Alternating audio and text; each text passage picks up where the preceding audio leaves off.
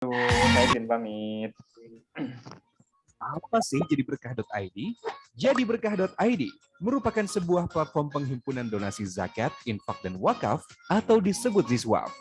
Bagaimana cara donasinya?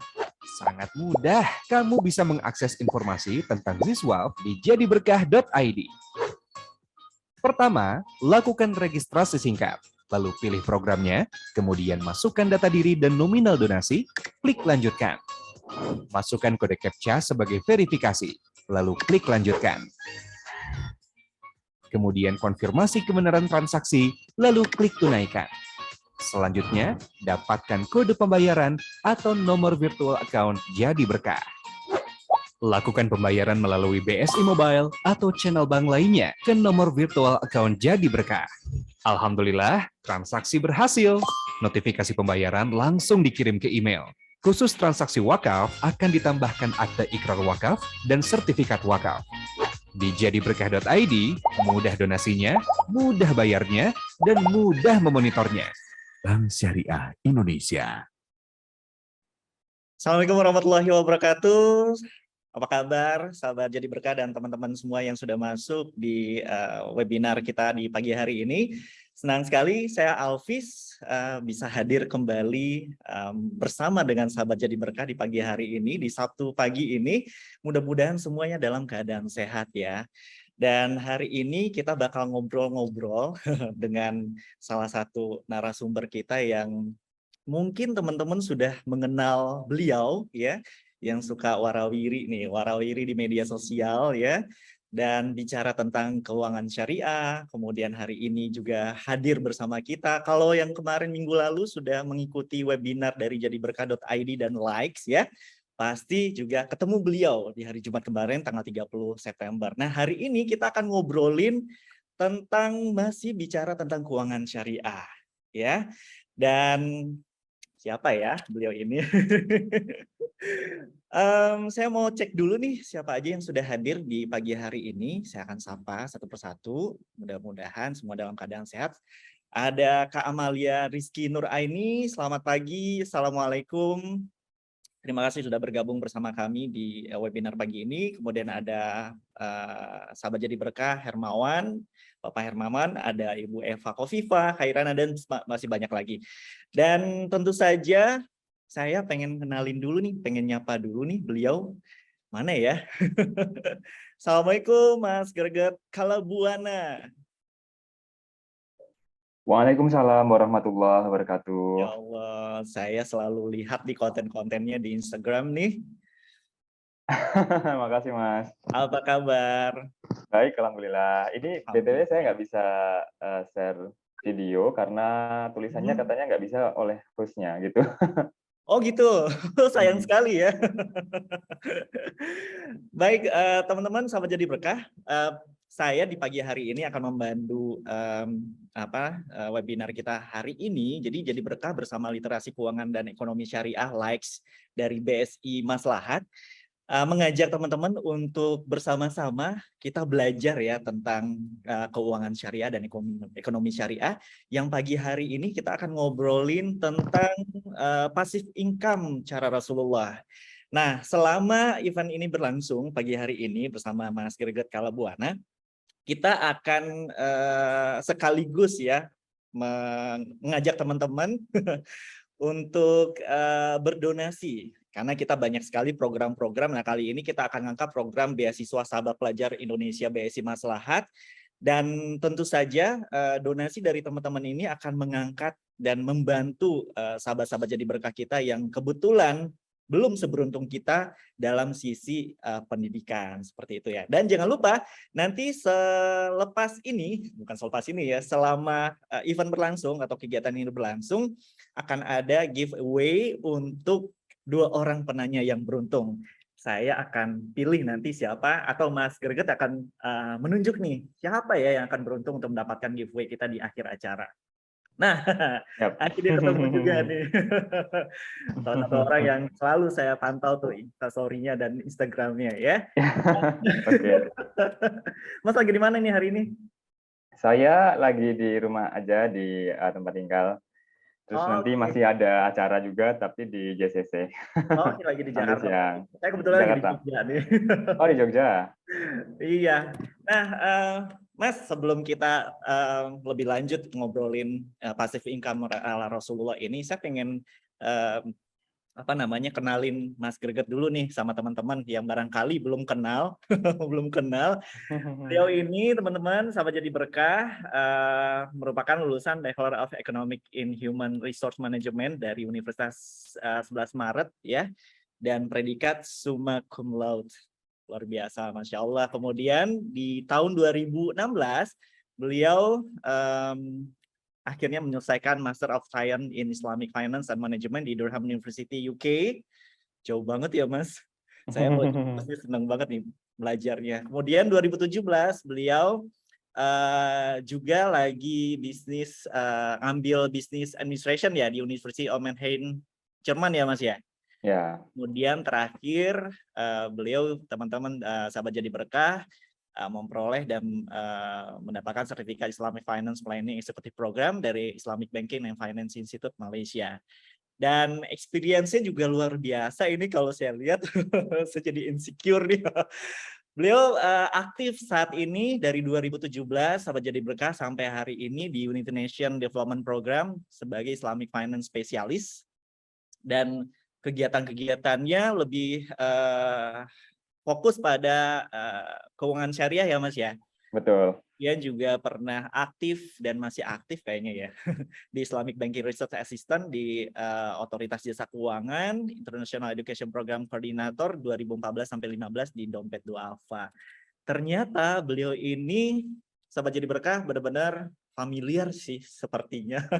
Cuma saya baru kenalnya melihat dari konten-konten yang bicara tentang financial Islamic finance di beberapa platform dan tulisan-tulisannya. Baik, Mas, kita ngobrolin tentang passive income ala Rasulullah ya.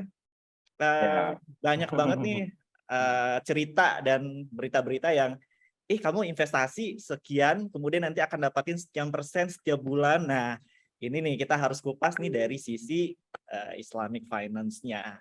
Ya, biar nggak lama-lama lagi nih, saya juga penasaran. Silakan Mas Greget untuk ngobrolin apa aja sih sebenarnya passive income ala Rasulullah ini. Silakan. Nanti kita akan buka sesi tanya jawab untuk 3 orang pertama setelah Mas Greget itu sharing tentang passive income ala Rasulullah. Silakan. Ya, bismillahirrahmanirrahim. Assalamualaikum warahmatullahi wabarakatuh. Selamat pagi rekan-rekan dan juga Mas Alfis dan dari BSI Maslahat. Saya bersyukur sekali karena ini alhamdulillah keempat kalinya ya berkolaborasi dengan keluarga besar BSI, baik dengan BSI yang kelima kayaknya, saya lupa yang kelima. Ada BSI Maslahat, kemudian ada dari Lex juga kemarin pekan lalu juga dengan Live di BSI-nya gitu. Jadi semoga silaturahmi tetap terjaga. Nah, kalau yang seri yang pertama kemarin kita membahas investasi syariah ya, lebih kepada bagaimana kita menggunakan saham syariah gitu. Nah, ada yang Islamic, ada yang green gitu. Nah, kalau hari ini lebih kepada passive income. Nah, passive income ini sebenarnya juga agak spesifik ya, karena kan kalau passive income kan berarti kita melihatnya bukan pekerjaan, kita melihatnya aktivitas yang tanpa kita harus bergerak secara aktif, menghabiskan waktu itu menghasilkan gitu. Misalnya seperti investasi. Jadi kembali ke investasi lagi gitu. Tapi kayaknya kalau investasinya fokusnya ke saham lagi kayaknya sama aja sama yang kemarin gitu. Jadi ini akan saya perluas tentang konsep dulu atau paradigma dulu tentang pendanaan keuangan yang Islami, bagaimana Rasulullah mencontohkan kita harus kaya gitu. Kita kaya tuh nggak dilarang gitu ya. Yang penting bisa menggunakan kekayaannya untuk beribadah gitu menuju akhirat. Terus bagaimana juga kita melihat inflasi yang sekarang gitu dalam kacamata yang Islami begitu. Terus kemudian juga nanti untuk teman-teman yang misalnya penghasilannya masih di UMR gitu, itu bagaimana kita berinvestasi atau mengutak-atik keuangan gitu. Nah, sebenarnya ini juga pas banget karena memperingati Maulid Nabi Muhammad SAW ya. Jadi kita bisa meneladani banyak aspek keuangan dari perjalanan hidup beliau gitu. Jadi kalau kita secara khusus membahas Islamic Financial Planning, otomatis rujukannya adalah Al-Quran dan Sunnah, dan itu berarti teladannya adalah Nabi Muhammad gitu. Jadi semua yang akan saya sampaikan ini, insya Allah itu semuanya bersumber dari kehidupan dan orang-orang di sekeliling Nabi Muhammad SAW. Gitu.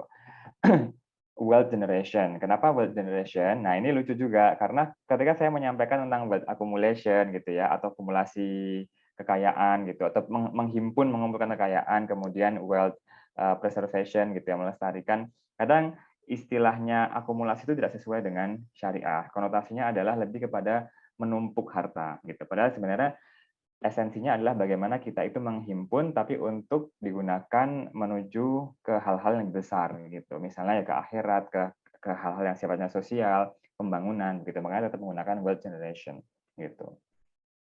Berawal dari sini ada satu journey dulu perjalanan kita gitu. Teman-teman kalau misalnya ada yang familiar, terutama yang di kota-kota besar yang bekerja gitu ya, anxiety gitu kan. Anxiety itu sebenarnya nggak cuman anxiety kita sebagai pekerja gitu, yang bekerja ataupun pengusaha yang berusaha gitu ya. Tapi juga dalam hal finance tuh ada yang namanya financial anxiety. Jadi kita merasa cemas gitu ya, ketakutan yang berlebihan terhadap uang. Terhadap uang loh ya, jadi bukan terhadap uang yang banyak gitu. Mau uangnya banyak, mau uangnya sedikit, dia tetap bisa merasakan anxiety itu. Jadi khawatir mau tidur sampai tidur lagi, mau tidur lagi, bangun tidur gitu. Semua mikirnya uang, uang, uang gitu. Nah, itu nanti kalau misalnya dibiarkan itu masuk ke financial stress gitu. Nah, financial stress ini supaya kita bisa mengantisipasi, kita harus mendefinisikan ulang yang namanya financial freedom atau kemerdekaan kebebasan finansial gitu. Caranya bagaimana? Mempraktikkan Islamic financial planning. Kenapa Islamic gitu? Ya, terms-nya adalah Islamic, tapi fungsinya bisa juga diaplikasikan oleh teman-teman yang non-Muslim begitu. Sebenarnya begitu ya. Kecuali untuk hal-hal yang sifatnya wajib yang dilakukan oleh orang-orang Islam gitu. Nah, dari situ kita paham apa yang disebut dengan financial wellness. Jadi goal-nya itu financial wellness nanti, mengejar akhirat gitu.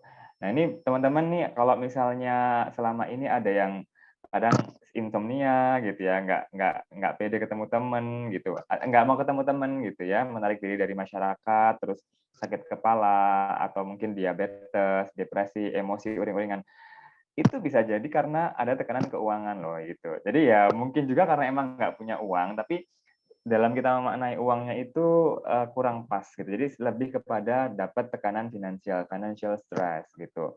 Dan pasti juga ada kan kalau misalnya kita di rumah dulu zaman kita kecil kan ada orang tua, ada yang pas nggak punya uang gitu, belum dapat uang dari suami atau dari bapak gitu kan, pusing gitu ya, sakit sakit perut. Nah, emang itu secara teori ada ininya, ada kaitannya gitu. Nah, contohnya gini, kita ada tekanan keuangan, bentuknya apa? Cicilan, misalnya yang lagi nyicil rumah, misalnya gitu ya, atau nyicil buat hal-hal yang lain kayak mobil dan sebagainya gitu.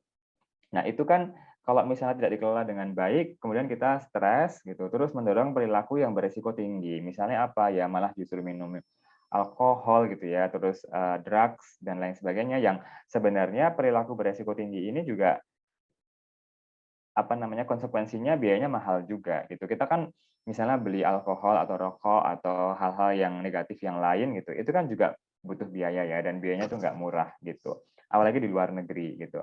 Nah, biaya-biaya perilaku yang mahal ini akhirnya membengkak gitu, sehingga dia jadi mengesampingkan biaya-biaya untuk kesehatan gitu.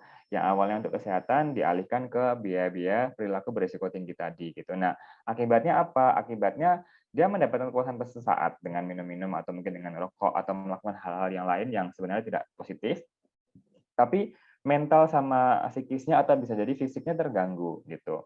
Sehingga lingkarannya jalan terus gitu. Dia mental, fisik dan psikisnya terganggu, akhirnya dia membutuhkan atau dia demanding apa namanya, pengobatan yang lebih tinggi lagi biayanya gitu. Nah, kalau nggak diobati karena nggak ada uang, akhirnya dia nggak bisa bekerja, kinerjanya buruk. Ketika kinerjanya buruk, maka penghasilannya juga akan secara long run, jangka panjang itu juga akan menurun. Akhirnya kembali lagi ke financial stress gitu. Jadi ke sana arahnya gitu. Nah, kita sudah sampai di tadi financial anxiety, financial stress gitu ya.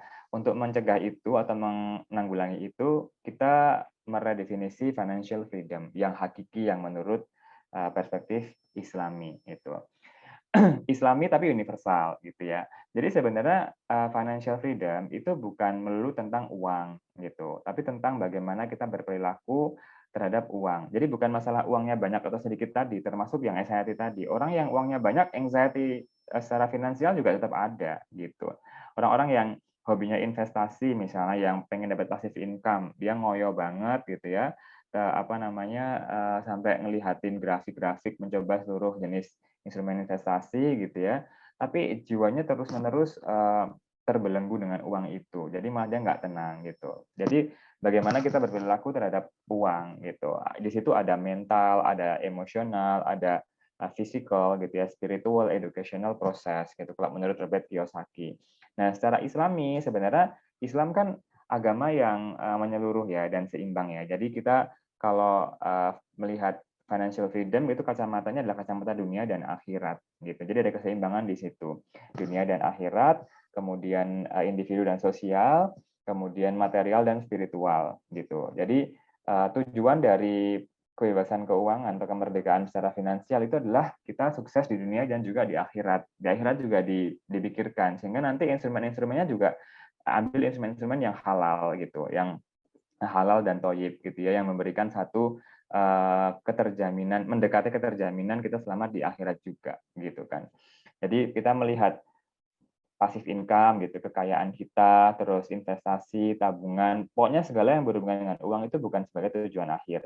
Jadi kemerdekaan finansial di dunia itu bukan sebagai destinasi ya, bukan sebagai akhir, tapi itu adalah cara dan proses. Jadi menjadi kaya, punya uang itu adalah cara dan proses gitu. Jadi uangnya itu digunakan sebagai sarana. Kita ibarat naik kendaraan, maka uangnya ini adalah bensinnya atau mobilnya boleh gitu.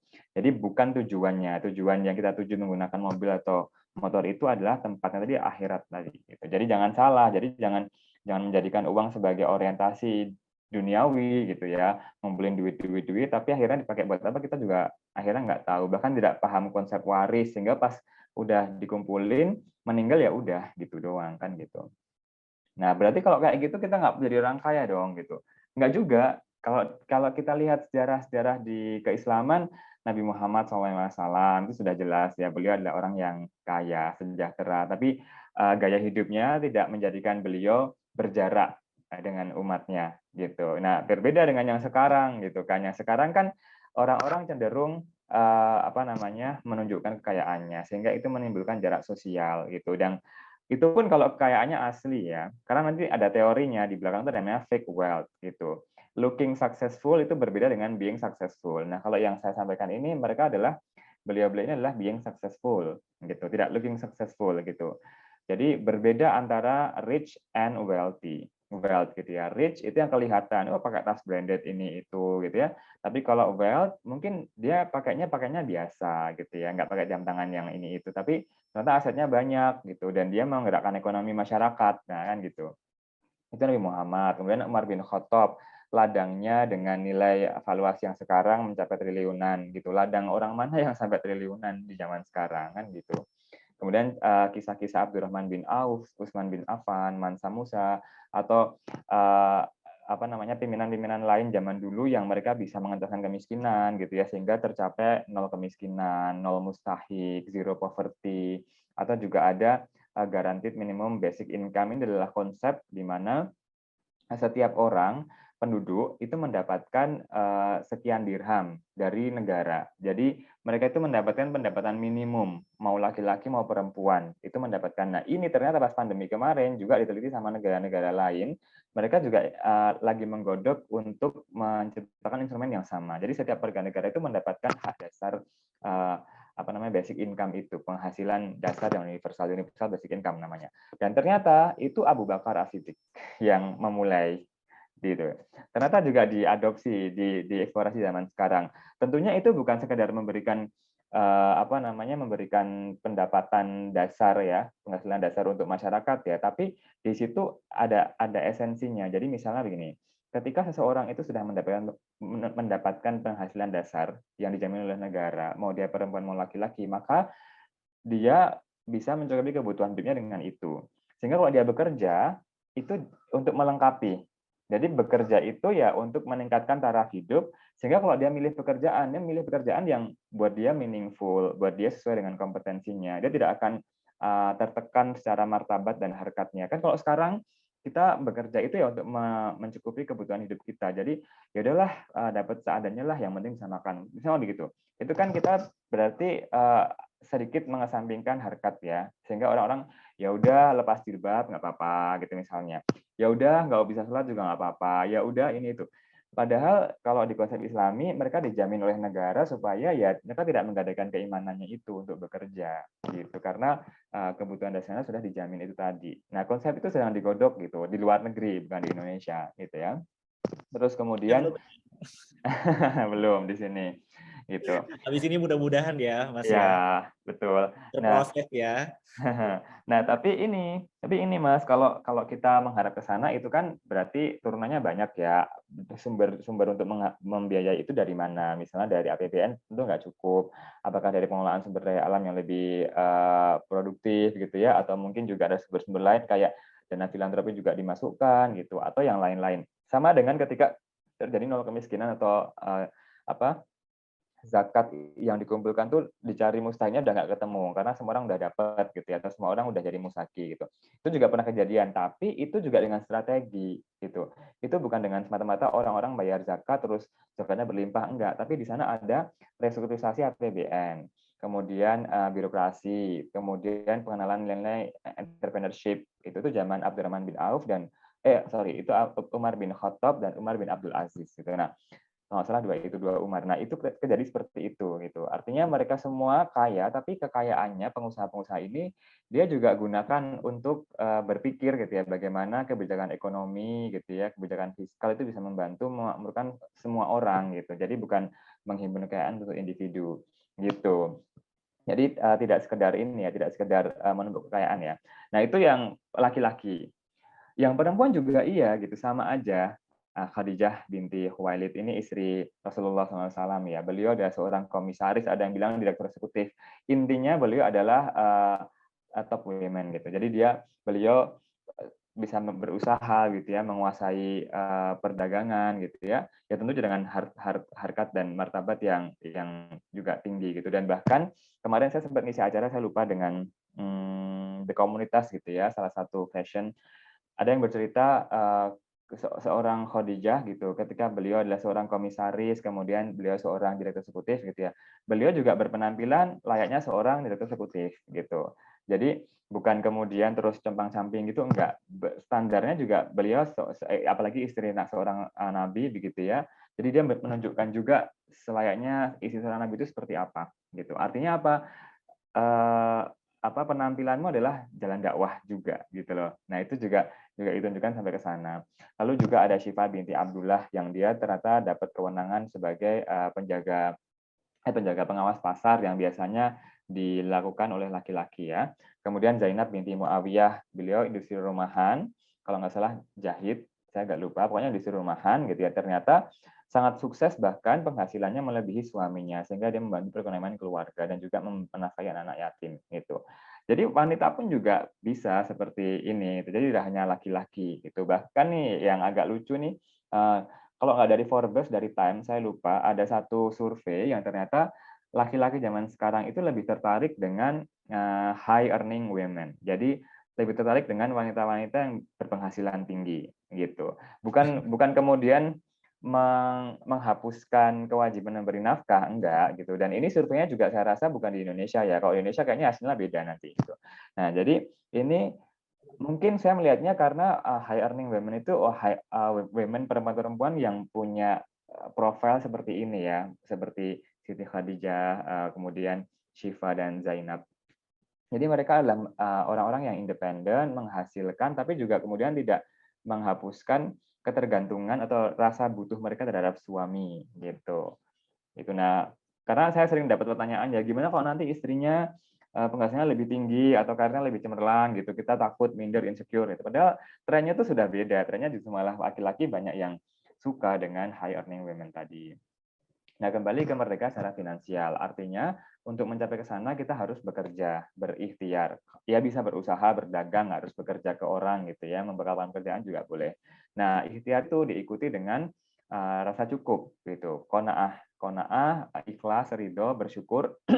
Tapi esensinya bukan sekedar oh ya udah cukup bersyukur. Bersyukur itu bukan kata pasif ya, dia aktif ya, dia mensyukuri Dan dengan kita bersyukur, merasa cukup, maka kita akan terhindar dari yang namanya ketergantungan kepada orang lain gitu. Jadi something beyond qanaah itu adalah kemandirian gitu. Jadi di balik qanaah itu ada kemandirian. Kita bekerja, kita mendapatkan hasilnya dari usaha kita sendiri, bersyukur, cukup, ya sudah, kita nggak mengantungkan diri ke orang lain, tidak minta-minta gitu. Apa yang diberikan oleh Allah, yaitu kita cukup buat kita gitu.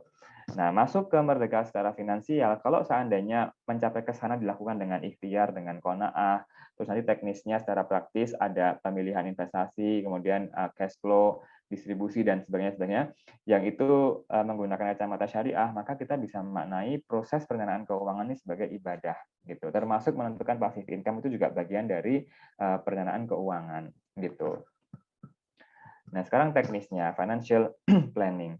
Jadi kan dimulai dari kita menentukan tujuan jangka panjang, pendek, menengah. Jangka panjang misalnya beli rumah yang panjang banget, kecuali kalau dia mau beli cash sudah punya duitnya gitu ya. Kemudian kemudian yang jangka menengah mungkin naik haji gitu ya, atau umroh 5 tahun lagi misalnya begitu. Atau yang jangka pendek, liburan besok bulan Desember misalnya gitu. Nah, tujuan-tujuan itu dibikin rencananya, di breakdown dalam rencana gitu ya, terus dilakukan dengan tindakan, pencapaiannya apa, dievaluasi, direvisi gitu. Jadi misal per bulan itu ternyata ada satu pengeluaran yang terus-menerus keluar tapi nggak pernah direncanakan, ya berarti itu bukan lagi contingency plan, itu bukan biaya tak terduga, tapi itu biaya yang memang harus dianggarkan, misalnya gitu. Itu contoh kita setelah tercapai sebulan, 2 bulan, 3 bulan, direvisi gitu ya. Ya kadang kan, oh Januari ada kondangan gitu, Februari nggak ada, Maret ada, April ada, tapi kemungkinan ada terus, ya udah kita anggarin aja, itu contoh kecil gitu. Ya, ya. Nah, faktor-faktor yang mempengaruhi, yang pertama nilai. Sebagai orang Islam kita menggunakan nilai yang Islami, gitu nilai. Yang kedua peristiwa misalnya ya kita menikah gitu, atau ada yang meninggal, punya anak, wisuda gitu ya. Terus gaya hidup. Nah, gaya hidup ini juga berperan penting ya, dan berperan lumayan besar gitu. Apalagi kalau teman-teman yang mungkin milenial, generasi Z, mereka fear of missing out, mereka ikut gaya hidup masyarakat gitu ya. Bukan masyarakat, dia mengikuti gaya hidup selebriti gitu ya, terus kemudian jadi BPJS, badannya pas-pasan tapi jiwanya sosialita. Nah, itu salah satu faktor kegagalan gitu. Kemudian kebutuhan. Nah, kebutuhan nanti dibahas secara lebih detail. Jadi intinya financial planning itu ya merencanakan tujuan keuangan dengan sumber daya keuangan yang kita miliki, atau secara simpel gimana caranya mengelola uang, atau membedakan kebutuhan dan keinginan gitu. Kalau kebutuhan dan keinginan itu sebenarnya juga ada 4 stratanya gitu ya. Jadi pertama mandatori atau kewajiban. Itu sesuatu yang kita suka nggak suka, setuju nggak setuju, itu harus dikeluarkan, ditunaikan gitu. Misalnya apa? Zakat gitu ya. Kalau wajib zakat, pajak, wajib pajak, atau bayar utang. Bayar utang itu juga kewajiban, jangan salah gitu. Orang yang berutang wajib membayar, orang yang diutangi dia wajib menagih gitu. Yang salah sekarang itu adalah orang-orang Itu lebih galak daripada yang ya betul. Orang-orang ngutang tapi nggak mau bayar. Orang yang diutangin ketika yang ngutang itu lebih galak, mereka langsung mengkeret. Padahal mereka juga harusnya lebih galak lagi, gitu. Kenapa? Karena orang yang diutangin tuh dia tuh punya kewajiban untuk membayar, untuk menagih, gitu. Jadi jangan punya mindset bahwa itulah dia ada utang ke aku, tapi aku nggak mau nagih. Tapi kita nggak mau mengikhlaskan juga, nggak boleh, gitu. Jadi kalau emang nggak mau nagih, ya ikhlasin. Kalau nggak mau ikhlasin ya tagih, karena kalau kita nggak nagih, kita akan memberikan kerugian ke si yang utang, karena dia akhirnya nanti bebannya ditagih di akhirat gitu. Jadi siapa yang siap mengutangi dia harus siap menagih, kecuali kalau dia mau mengikhlaskan. Jadi jangan di-share ke media sosial ini itu, terus ketika digalakin malah jadi mengkeret, enggak, galakin balik gitu. Atau ikhlasin aja gitu. atau ikhlasin ya, kalau nilainya signifikan kayaknya nggak ikhlas dong Ya, Mas. ya betul. Kalau nilainya besar ya mungkin harus pakai perjanjian secara hukum ya. Ya, ini ya yang punya hutang ya, tolong Nah, dibayar ya gitu. saudara-saudara. Terus yang kedua itu kebutuhan. Ini sesuatu yang kalau nggak dipenuhi akan memengaruhi keberlangsungan hidup, ya biaya hidup, makan, listrik, energi, internet gitu-gitu ya, transportasi. Nah, kalau wants itu keinginan, ini sebenarnya untuk memenuhi hasrat gitu ya. Jadi dia tidak wajib dan tidak esensial, tapi dia memberikan nilai tambah. Tapi nggak dipenuhi pun nggak apa-apa, nggak ada efek sampingnya, nggak ada dampak yang signifikan. Lalu kalau demand itu keinginan tapi di backup oleh buying power. Misalnya ada teman kita yang penghasilannya 100 juta misalnya per bulan gitu ya. Dia mau beli tas harga 5 juta. Ya nggak apa-apa gitu karena dia punya buying power tadi, di backup oleh buying power itu. Jadi jangan kemudian kita menyamaratakan standar hidup orang-orang gitu ya. Semua harus sama, enggak juga. Dan mereka pun yang punya kemampuan seperti itu jangan kemudian juga tidak memperhatikan orang lain dan memaksakan orang lain harus mengikuti gaya hidup mereka, enggak juga gitu. Jadi ini apa kategorisasinya ya.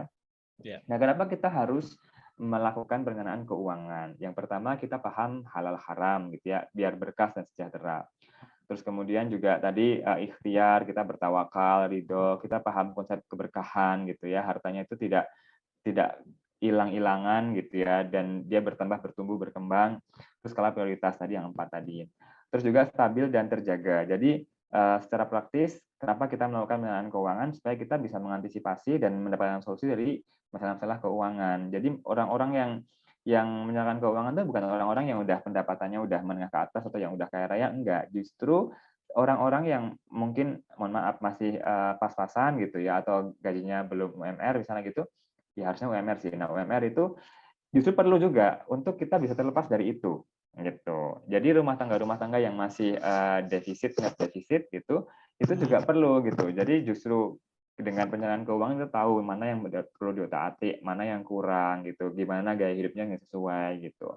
Terus juga kemandirian secara finansial tadi ya, misalnya dengan passive income, asuransi, investasi, pensiun, tidak menimbulkan apa atau menciptakan generasi sandwich yang baru dengan punya pensiun gitu. Ya, betul Terus persiapan kehidupan selanjutnya. Nah, ini yang membedakan antara konven dan juga syariah ya. Kalau di kita kan ada zakat, ada wakaf, ada hisbah, ada waris gitu. Bahkan kalau kita meninggal pun gitu ya, kenapa kita harus punya investasi, kita punya simpanan, pensiunan, supaya orang-orang yang kita tinggalkan, anak dan istri itu mereka hidup dengan layak. Jadi mereka tidak meminta-minta. Itu fungsinya. Jadi perencanaan keuangan itu juga untuk menjaga keluarga juga gitu.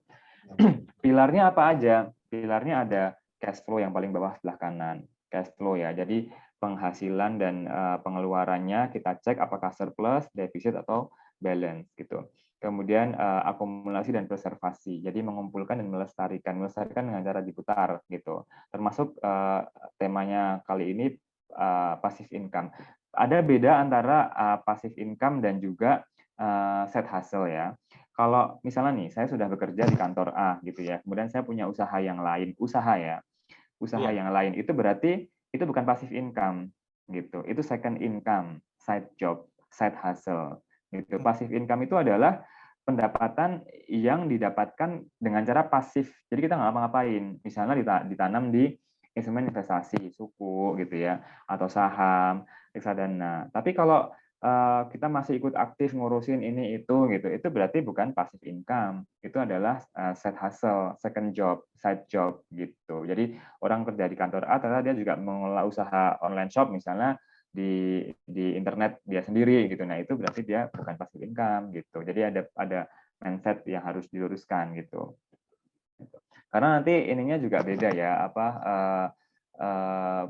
namanya implikasinya gitu. Kalau misalnya kita punya side job, itu kan berarti kita harus menggunakan waktu di luar jam kerja utama kita. Berarti kan dia berjuang lebih keras lagi gitu. Nah, konsekuensinya apa? Misalnya ya dia jadi akhirnya mengorbankan waktu-waktu luangnya atau waktu bersama keluarga juga harus dikurangi, misalnya begitu.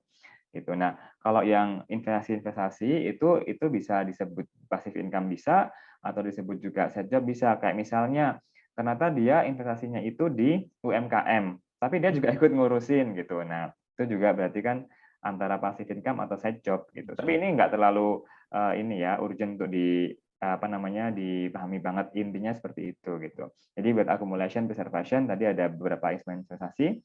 Kemudian wealth protection, kita punya asuransi dana darurat, kemudian juga ada pensiun, lalu ada wealth distribution tadi wakaf, waris dan semacamnya. Lalu wealth purification yang tadi membedakan antara keuangan syariah dan konvensional, ada zakat gitu. Nah, triknya bagaimana? Yang pertama, kita financial check up dulu, ukur kondisi keuangan saat ini. Terus susun tujuan keuangan. Tujuannya apa? Misalnya, mau punya anak mau masuk ke TK 3 tahun lagi, misalnya gitu. Nah, terus identifikasi tindakan alternatif. Berarti kalau 3 tahun lagi, harus ditanam di di instrumen investasi yang mungkin nggak terlalu beresiko, karena 3 tahun lagi nih, gitu. Kalau misalnya beresiko, ntar tahu-tahu pas tahun ketiga boncos kan malah nggak di sekolah, gitu. Jadi, Betul, oh betul. berarti ditanamnya di suku aja deh gitu, atau di reksadana pasar uang atau pendapatan tetap gitu, dievaluasi kira-kira gimana gitu kan. Habis itu dieksekusi, terus tinjau secara berkala dan direvisi. Kalau misalnya, sekarang kayaknya ada instrumen yang lebih safe, lebih less risky, tapi dia lebih tinggi return-nya apa ya gitu. Oh ternyata ada emas misalnya, kan lagi turun kan sekarang, pindah ke emas misalnya gitu. Jadi apa namanya, dia punya alternatif-alternatif yang disiapkan gitu. Itu konsep umum ya dalam berencana. Rencana yang baik itu rencana yang punya fleksibilitas dan toleransi. Jadi dia fleksibel ketika kondisinya tidak berjalan sesuai rencana dan dia toleran terhadap ketidaksuksesan. Kalau tidak tercapai ya sudah, dia apa namanya, punya toleransi lah, apa namanya, jarak toleransi bahwa oh ya udah ini nggak apa harus diterima gitu. Lalu masuk ke budgeting gitu. Nah, budgeting ini ininya banyak ya, apa namanya, modelnya gitu. Jadi ada yang 50-30-20, 50 untuk living, 30 untuk playing, 20 untuk saving, atau 20 untuk playing, 30 untuk saving gitu. Itu pembagian dari alokasi budget kita gitu. Atau 40-30-20-10, 40 untuk hidup, 30 cicilan gitu ya, 20 untuk investasi, 10 tabungan gitu. Atau 80-20 buat teman-teman yang aku nggak mau ribet, nggak mau ngitung sampai detil 50-30-20 atau 40-30-20-10, maunya 80-20. Ya 80-20 berarti 80 itu pengeluarannya, 20 tabungannya. Itu juga Ya. bisa. Atau yang konsep dari sahabat Rasulullah, ada yang bilang ini Salman Al-Farisi, ada yang bilang ini yang lain. Tapi intinya ini dicontohkan secara Islami, jadi sepertiga, sepertiga, sepertiga. Jadi 1:3 gitu ya. Satu untuk kebutuhan, satu untuk sedekah, satunya lagi untuk modal usaha, tabungan atau investasi gitu. Nah, itu bebas milih yang mana, sesuaikan aja dengan personality masing-masing dan juga kenyamanan masing-masing dan bahan masing-masing. Tapi kalau saya biasanya pakainya skala prioritas. Jadi didahulukan yang kewajiban tadi, yang pajak, zakat, utang gitu-gitu. Baru operasional yang saat ini dibutuhkan, baru masa depan yang bisa ditunda. Jadi kayak tabungan, investasi, asuransi. Jadi pembagiannya ke sana gitu. Nah, kita masuk ke perjalanan yang terakhir yaitu financial wellness gitu. Dari Ya. kata kunci contentment tadi ya, kita merasa contentment tuh I feel content tuh sama dengan qanaah. Jadi dia merasa cukup, bersyukur gitu ya dengan apa yang Allah berikan gitu. Nah, financial contentment itu kalau kita ngejarnya akhirat, itu kita insya Allah dapat. Karena kita nggak anxiety dikejar-kejar dunia. Tapi kalau kita ngejarnya dunia terus gitu, bahkan juga secara emosional, artinya ketika ada teman kita yang sudah beli rumah, kita jadi iri pengen beli juga gitu. Nah, misalnya kayak gitu, itu yang dikejar dunia, maka kita akan terus-menerus mendapatkan anxiety tadi, gitu. Piramida yang ada di sebelah kanan ini adalah piramida prioritas, gitu. Jadi yang pertama, kalau sebelum kita memastikan punya passive income, itu kan passive income itu kan investasi ya tadi ya konsepnya ya. Nah Ya. sebelum kita ke sana, kita harus punya dulu yang namanya protection, dana darurat atau asuransi, gitu. Nah setelah itu baru kita punya habit menabung, baru setelah itu investasi. Jadi jangan sampai Oke. tahu-tahu investasi tapi dia nggak punya dana darurat, Mas. Jadi Ya. dia nggak terlindungi, pas investasinya rugi, ya dia kebingungan gitu. Atau malah lebih parah lagi, investasi dengan cara utang gitu. Nah itu juga malah dia memaparkan diri dia, mengekspos diri dia terhadap resiko yang lebih tinggi karena dia berutang untuk investasi dan dia nggak punya dana darurat gitu. Baik. Nah kalau Oke. dana darurat, Mhm. kenapa? Ya, saya agak tertarik dengan protection ini. Ini kan dasar banget ya, Mas ya. Hmm. Protection ini nih mulai dari kesehatan, jiwa dan lain-lain. Ini kita anak-anak muda nih, saya masih muda ya. Kita anak-anak muda nih cukup susah ya untuk meyakinkan bahwa kamu harus ada proteksi dulu nih supaya nanti ketika terjadi apa-apa, apalagi kita pekerja ya. Pekerja kan ada masanya ya, ketika nanti kita di dalam usia kerja kita ada yang menanggung, maksudnya ada yang menjamin yaitu kantor, kemudian ternyata kita resign dan selesai, kemudian tiba-tiba Allah berkata lain, kita sakit. Nah, yang seperti ini nih Mas, yang barangkali insight apa sih yang bisa Mas Greget sampaikan ke sahabat Jadi Berkah nih, bahwa salah satu yang penting itu adalah proteksi gitu. Ya. Kira-kira gimana Mas? Iya, betul. Memang ini, apa namanya, yang namanya proteksi ini kan diawali dari dana darurat ya. Dana darurat itu berbeda dari asuransi. Kalau dana darurat itu yang namanya dana darurat, ya digunakan untuk masa darurat gitu. Misalnya apa? Misalnya kita bekerja di satu sektor yang rentan terhadap PHK gitu ya, dan PHK dalam waktu yang lama gitu. Atau seperti kemarin hal-hal yang nggak terduga yang kita nggak bisa kontrol juga seperti pandemi gitu ya. Atau tiba-tiba ada yang sakit sehingga nggak bisa bekerja, jadi mau nggak mau ya kehilangan pekerjaan gitu ya, atau Hmm. sakit gitu. Nah, jadi dia fungsinya untuk menopang kondisi-kondisi darurat selama kurang lebih ya 6 bulanan gitu. Jadi makanya orang-orang atau para financial planner menyarankan kalau bisa punya dana darurat 6 kali dari pengeluaran bulanan untuk single ya. Untuk mereka yang masih lajang 6 kali pengeluaran bulanan. Tapi kalau mereka yang sudah punya istri atau suami ya 12, 9 kali Lebih gitu. banyak lagi. Kalau misalnya punya anak apalagi anaknya 2 ya lebih dari 12 kali gitu. Apalagi kemarin kita pandemi punya banyak pelajaran hikmah gitu ya. Banyak Betul. yang akhirnya ya lay off gitu ya, dirumahkan gitu-gitu ya. Itu pelajaran akhirnya kita harus menyisihkan dana darurat sehingga apa, misalnya dia terpaksa untuk di-PHK karena mungkin pekerjaan sedang mengeluarkan biaya atau budget gitu, dia akhirnya di-PHK, nah dia punya waktu 6 bulan nih buat nyari pekerjaan baru, karena 6 bulan ini dia sudah bisa ditopang oleh dana darurat tadi, gitu. Nah, Oh, tapi selain dana darurat juga ada yang namanya dana hari-hari hujan atau rainy days fund gitu ya. Kalau emergency fund, dana darurat, kalau rainy days fund ini dana hari-hari hujan. Jadi misalnya kayak, oh ada genteng yang bocor, ada mobilnya harus diservis atau mogok gitu ya, atau hmm. HP-nya rusak dan lain-lain yang sifatnya tidak rutin tapi ada tapi kecil gitu. Biayanya kecil. Makanya ada juga kalau pengen lengkap lagi ya rainy days fund tadi dikasih juga, dialokasikan juga Oh, gitu. baik. Gitu. Jadi itu proteksi. Nah, kalau sudah punya dana darurat, kita lengkapi dengan asuransi. Di sini konteksnya ya berarti asuransi syariah gitu ya. Hmm. Kenapa? Karena dana darurat itu tidak bisa mengcover sebanyak asuransi. Kayak misalnya orang harus operasi, gitu kan, operasi atau dia harus berobat ke rumah sakit, itu kan dia butuh yang dana yang lebih besar gitu. Nah, itu di-cover oleh asuransi gitu.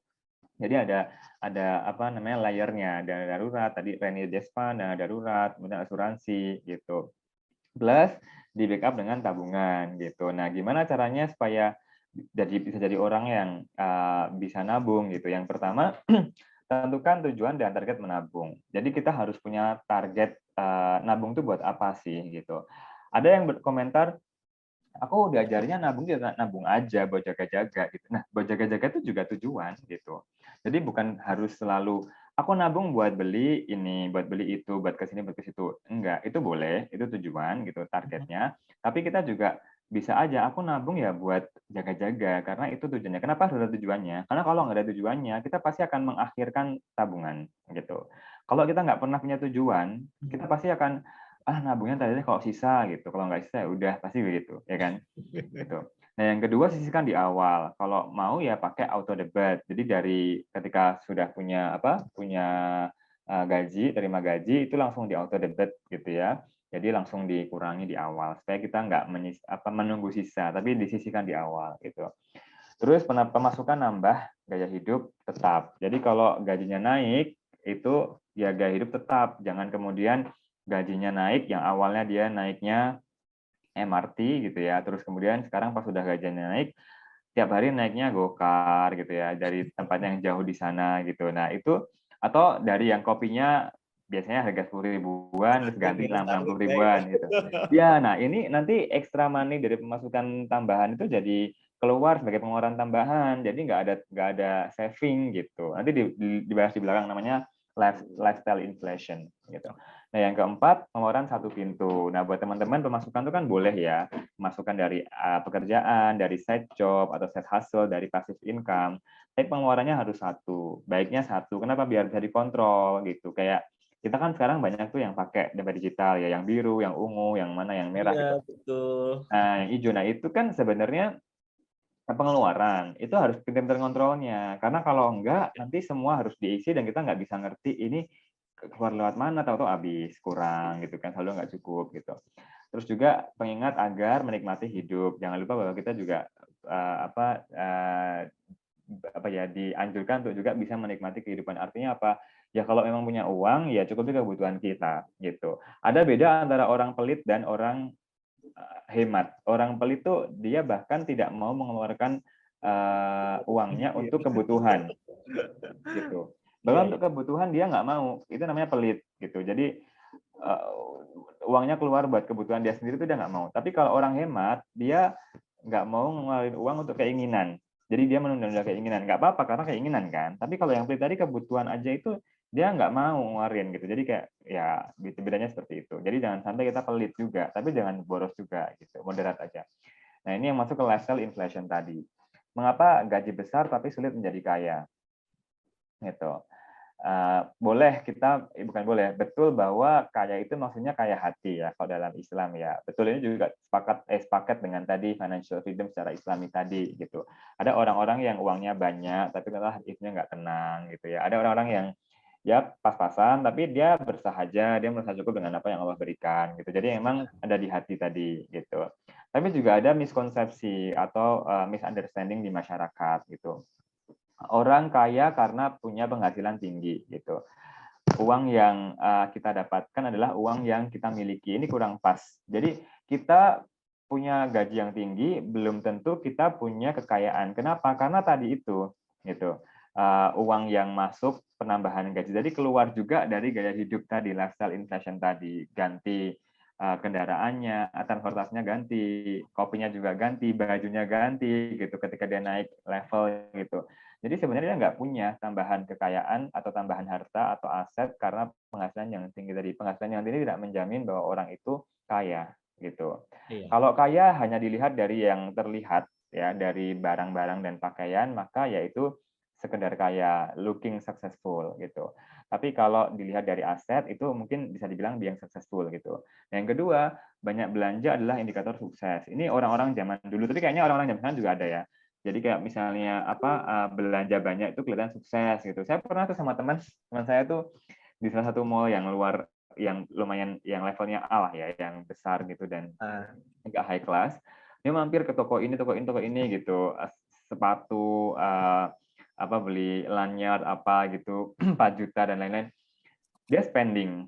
Oke, spending. Ini tapi menurut saya spending ini tidak menunjukkan indikator kesuksesan gitu. Karena ya antara looking successful dan being successful itu beda ya. Orang banyak-banyak beli, banyak-banyak belanja itu banyak-banyak belanja itu belum tentu sukses gitu. Dia hanya spending aja gitu. Jadi ada yang namanya fake wealth tadi, kekayaan yang ditunjuk-tunjukkan gitu ya, yang hanya dipakai, tapi ketika dilihat kayak gunung es. Jadi di atas itu kelihatan dia rich, beli ini itu, kelihatan pakai ini itu, tapi ketika dicek di bawahnya kosong. Artinya apa? Nggak punya aset, nggak punya investasi, nggak punya tabungan, nggak punya dana darurat. Belum kalau misalnya itu belinya nyicil. Kan sekarang banyak ya, beli A, B, C, D, E dengan pay letter, bahkan pay letter yang ribawi gitu kan. Bahkan sekedar untuk liburan ke Bali aja pakai pay letter, misalnya gitu. Nah, ini kurvanya. Jadi kalau misalnya kita nanti punya penghasilan tambahan atau bahkan passive income, maka yang harusnya naik itu adalah tabungannya gitu. Jadi bukan malah gaya hidupnya. Jadi yang naik harusnya yang merahnya ini gitu, bukan malah yang B-nya gitu. Kalau needs-nya naik karena memang ada kebutuhan lebih ya, kayak misalnya anaknya tambah gitu, atau dia menanggung biaya orang tua, nggak masalah. Tapi kalau ternyata tidak ada faktor itu, dan semuanya kembali pada pemenuhan keinginan dan demand dia sendiri, maka itu agak kurang pas gitu. Nah ini salah satu untuk menghadapi resesi tahun depan ya, katanya mau resesi gitu. Plus juga kita juga mencoba untuk memperbaiki gaya hidup ya, perilaku gitu, kayak misalnya nggak boleh ikut-ikutan gitu ya, terus kemudian menghargai waktu, belanja seperlunya. Ini kalau dibahas ini masing-masing angka nomor ini udah ada penjelasannya ya di Instagram gitu, jadi kayaknya nanti bisa langsung cek ke sana. Tapi intinya adalah kita itu mindset. Uang itu tentang money mindset gitu ya. Jadi bukan tentang seberapa ngerti teman-teman tentang teknis perencanaan keuangan, tapi mindset-nya yang kemudian diejawantahkan di dalam perilaku gitu. Ini saya mengutip kata-kata Mbak Nana ya, yang bagus ya. Jangan kita terjebak hidup menumpuk materi gitu. Hidup jujur, sederhana, menolak jalan instan, menghalalkan segala cara. Gitu. Jadi jujur sederhana ini yang saya garis bawahi, karena yang kadang yang membuat kita jadi emosional, terutama emotional investing, itu karena kita nggak jujur, gitu. Karena kita terlalu ingin mengikuti sesuatu yang sedang terjadi, gitu. Semua lagi main kripto, ikutan kripto, udah nggak ngerti. Semua lagi ngomongin reksadana syariah, main reksadana syariah. Kemarin di pertemuan pertama udah dibahas gitu bahwa investasi itu jangan ikut-ikutan, namanya emotional investing gitu. Tapi harusnya invest in what you know gitu. Jadi kita ngerti, kita invest di situ. Kalau enggak ya jangan gitu. Nah, ini contoh untuk yang pakai 80-20 tadi buat teman-teman yang mungkin masih UMR gitu ya. Ini UMR Jakarta nggak segini ya. Ini saya pakai UMR daerah Jawa Tengah mungkin ya. Jawa Tengah ya. Kalau Jawa Timur kayaknya nggak segini. Jawa Tengah 2 jutaan gitu. Ini dia nggak perlu zakat. Kenapa? Karena dia nggak kena wajib zakat. Nggak nyampe gitu kan. Tapi dia boleh aja sedekah gitu. Terus pajak juga nggak kena, jadi nggak ada pajaknya gitu. Dia masih bisa sedekah, dia hiburan, ada kebutuhan utilitas yang wajib gitu ya, sampai dengan tabungan gitu. Nah, tabungan kalau misalnya ternyata dia di dalam hidupnya masih punya cicilan, berarti tabungan ini mungkin akan dibagi dengan cicilan gitu. Kalau misalnya ada alokasi untuk keluarga atau orang tua karena sandwich generation gitu, berarti di 2 atau di 3 list pertama ini sudah harus ditak-atik gitu, mana yang buat orang tua gitu. Intinya ini dibagi 80-20-20 tabungannya tadi gitu. Jadi contohnya begini gitu ya. Ini yang simpelnya pakai 80-20 tadi gitu. Kalau yang di sebelah kanan ini yang tadi dibahas di awal tentang financial check-up dulu, kemudian kita punya alternatif gitu, kemudian juga direvisi gitu. Nah, kok nggak ada investasi? Ya karena nggak cukup uangnya buat investasi gitu. Jadi investasi itu boleh, kemarin juga ada dibahas ya di pertemuan pertama ya. Jadi investasi itu boleh bahkan dianjurkan dalam Islam. Kenapa? Agar harta kita tidak menumpuk di satu orang, 2 orang, tapi juga bisa memberikan manfaat secara ekonomi gitu ya ke masyarakat juga. Tapi itu kan kalau misalnya kita punya. Tapi kalau misalnya nggak punya ya jangan dipaksain gitu. Ini kita ngitung dulu untuk dana darurat gitu. Kalau misalnya pengeluaran dia kan 1,6 ya, ini tadi kalau nggak salah ya 1,6, 400 ribunya ini kan tabungan. 1,6 ini 500 sampai dengan 0 ini 1,6. Nah 1,6 ini itu pengeluaran bulanan kita gitu. Kalau misalnya mau lebih dipres lagi pengeluaran bulanan, hiburan di take out. Kenapa? Karena hiburan itu bukan kebutuhan ya. Saat ini kita bisa masih mengesampingkan kebutuhan kalau terpaksa banget gitu. Jadi kita take out berarti 1,5 juta. Misalnya pengeluaran 1,5 juta dikali 6 berarti 9 juta dana daruratnya. Berarti kita harus menyisihkan dana darurat 9 juta gitu, minimal gitu. Nah, untuk mencapai angka itu maka harus menabung berapa kali 400 ribu. Tadi kan ada 400 ribu di sini nih. 400 ribu kali berapa supaya jadi 9 juta, sekitar 24 kali gitu. Gitu. Itu kalau pakai dana darurat yang 6 kali. Kalau mau minimalis gitu ya kan sebenarnya dana darurat itu 2,6 kali sampai 6 kali pengeluaran bulanan, tapi lebih aman belajar dari pandemi mendingan 6 kali gitu. Nah, kalau misalnya penghasilannya nggak mencukupi untuk tadi investasi atau pokoknya masih kurang lah gitu, bahkan nggak sempat juga dapat passive income karena nggak ada investasi kan gitu. Itu kita naikinnya dengan cara menambah penghasilan. Ada 2 sebenarnya, menambah penghasilan atau mengurangi pengeluaran. Tapi kayaknya dengan ini mana lagi yang mau dikeluarin gitu. Mau yang mau dikurangin mana lagi, kayaknya hiburan juga udah mepet banget 100 ribu gitu. Paling kalaupun dihapus ya dia hiburannya di rumah aja gitu. Berkebun gitu ya. Nah, ini kalau nggak bisa mengurangi pengeluaran, berarti menaikkan penghasilan.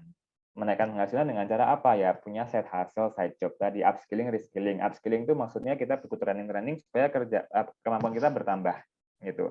Dengan bertambah kemampuan dia bisa bekerja lebih baik, penghasilan lebih baik gitu. Atau reskilling. Reskilling itu belajar hal baru. Misalnya sekarang saya pengen belajar masak gitu biar saya juga bisa bantu-bantu catering misalnya tiap hari kalau sebelum berangkat ke kantor atau kalau pas Sabtu Minggu misalnya gitu. Jadi itu side job ya, itu belum passive income gitu. Nah, kalau passive income ya investasi gitu. Nah, ini masuk investasi yang kemarin juga sudah dibahas yang ini bahwa keuntungan berbanding terbalik dengan kerugian. Berbanding lurus dengan kerugian sama sebanding gitu. Jadi orang yang siap nanggung kerugian ya dia yang berhak dapat keuntungan gitu. Rumus investasi LSI, literasi, dia harus punya literasi, skill, punya pengalaman, dan ideal punya sumber yang idle yang nggak dipakai. Jadi nggak boleh dari sumber-sumber yang dipakai untuk hal yang lain. Jadi benar-benar harus uang nganggur, uang dingin gitu.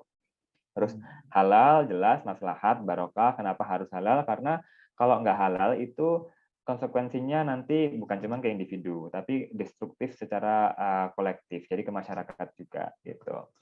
Nah, yang dua ini juga sudah dijelaskan ya kemarin tentang mindful investing, bagaimana kita konsisten untuk investasi sedikit demi sedikit, misalnya mau reksadana gitu ya, 10.000 Ya. tiap minggu gitu. Kemudian juga kita hitung risiko, profil risiko kita orangnya konservatif atau moderat atau agresif. Yang konservatif berarti yang dia nggak tahan dengan gejolak atau dinamika nilai investasinya gitu ya, turun sedikit langsung panas dingin, itu berarti konservatif.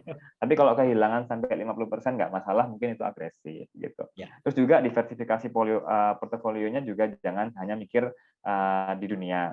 Artinya kita mendiversifikasi, oh aku pakai saham syariah, reksadana syariah, suku, sama sektor real, itu boleh.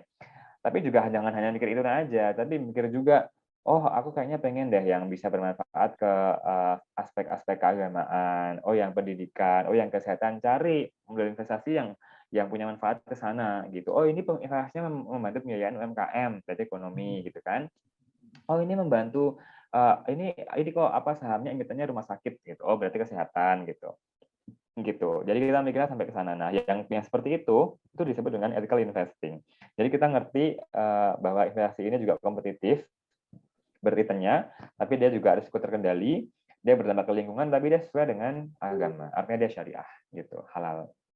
Pilihan-pilihannya yang di sebelah kiri, kalau yang di sebelah kanan ini di sini kayaknya nggak ada mahasiswa, ini hanya penggambaran bagaimana hasil investasi atau passive income yang kita bisa dapatkan itu juga berbanding dengan kapan kita memulainya gitu. Kalau kita mulainya semakin dini, maka long run jangka panjang akan semakin banyak. Tapi itu juga tergantung dari jenis instrumen investasinya ya gitu. Ya, Ini berbandingannya mahasiswa dengan eksekutif muda, mahasiswa yang udah mulai 20 tahun, 10 tahun lebih awal. Tapi kita juga harus ingat mahasiswa itu tidak punya penghasilan yang tetap dan stabil gitu ya.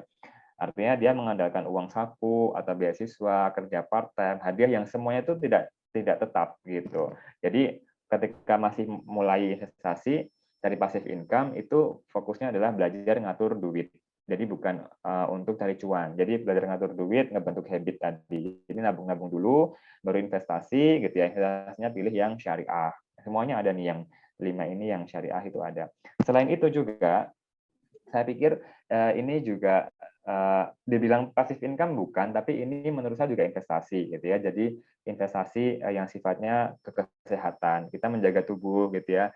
Bahkan ini yang orang-orang mungkin nggak lihat ya, mereka yang suka ke nge-gym gitu ya, untuk supaya bugar atau olahraga yang lain gitu. Itu kan sebenarnya sunnah. Nabi Muhammad juga pernah digambarkan beliau six pack gitu kan. Terus kemudian berdada bidang gitu. Artinya itu bagian dari sunnah yang kita lupa gitu. Kita nggak ngerti bahwa kita membentuk badan bugar terus sehat gitu ya, itu juga bagian dari sunnah dan itu juga investasi sebenarnya, lifetime investment. Terus yang kedua, knowledge gitu. Knowledge ini juga investasi dan ini menurut saya investasi yang tidak ada risikonya. Jadi tidak ada ruginya gitu. Jadi kalau kita nyebarin malah jadi bertambahkan pahalanya. Tapi knowledge aja nggak cukup. Jadi ilmu aja nggak cukup. Ilmu itu kan diawali dari adab, kita belajar adab, baru kita belajar ilmu, dan muaranya adalah amal. Jadi harus diamalkan. Kalau ketika dia diamalkan, maka investasi ilmu ini akan berlipat ganda. Jadi ada compound growth-nya gitu. Kalau kita sebarin dan orang melakukan apa yang tadi kita sebarkan, maka akan jadi amal jariah kan gitu. Lalu experience, ini juga investasi gitu ya, yang fungsinya adalah maksudnya fungsi matematikanya fungsi yang mengikuti waktu. Kalau kita experience banyak kayak kaidah siapa yang disebut dengan ahli gitu. Ahli itu adalah mereka yang punya pengalaman 10.000 jam kerja atau sekitar 5 tahun berarti kalau normal 9 sampai 5 ininya kerjanya. Nah, itu juga investasi. Kemudian networking yang benar-benar working ya. Artinya bukan sekedar kenal tapi dari kenalan-kenalan itu dia menciptakan sesuatu yang baru, kolaborasi gitu. Terus kemudian skill, keterampilan. Seorang dokter dia paham bahwa dia seorang dokter dia paham tentang teknik marketing, Sehingga kalau punya obat atau dia menemukan vaksin, dia bisa tahu ini supply chain-nya bagaimana gitu ya, sampai ke pasien gitu. Atau seorang ustadz tapi dia juga pengusaha gitu. Atau seorang penyanyi tapi dia juga bisa ngajar misalnya gitu. Jadi itu ya tren yang sekarang. Jadi orang itu tidak hanya menguasai satu bidang keilmuan. Kalau hanya satu, dia berarti disipliner. Dia bentuknya adalah keterampilan I gitu. Kalau dia seorang ekonom, dia paham ekonomi, tapi dia ngerti pasar, dia ngerti statistik, ya tentu statistik ngerti ya. Dia ngerti lingkungan gitu kan, dia ngerti tentang investasi, dia ngerti tentang psikologi, itu T gitu. Dia paham banget ekonomi, tapi dia bisa mengaitkan dengan bidang-bidang yang lain, sehingga kalau dihadapkan kepada kompetisi, dia agak sedikit lebih bagus, lebih menang. Kenapa? Karena dia paham yang lain, meskipun basic gitu. Itu multidisipliner atau transdisipliner. Jadi dia tidak hanya paham ilmu yang banyak, tapi dia juga menguasai teknologi, dia juga menguasai orang atau people management yang baik gitu ya. Dia punya leadership yang baik gitu ya. Nah, ini yang dibutuhkan zaman sekarang, itu skill berbentuk X tadi. Gitu.